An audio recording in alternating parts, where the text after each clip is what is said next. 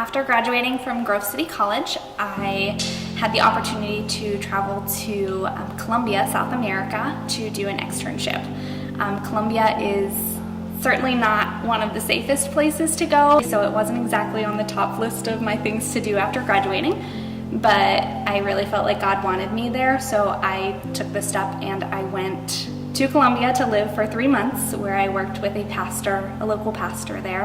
I actually met my future husband in Colombia. He was working in the church that I was helping, and we actually met the week before I left the country, so we were only together about 6 days before I had to leave to come back to the United States.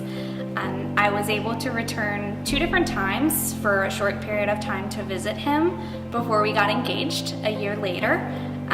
We then started the paperwork for him to come to the United States to get married, and it took just over a year for all of the paperwork to be processed by the government. So we were apart for over a year.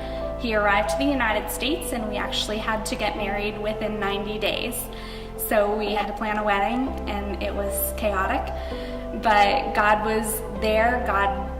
He confirmed this relationship so many times that we could not ignore him. I have never considered myself a courageous person, but through God working in my heart, and through people that I respect and admire, I've come to realize that God has worked in me in mighty ways throughout these years. It was a very long process and a very hard process to go through, and God was with me every step of the way, and He gave me the courage to make it through that.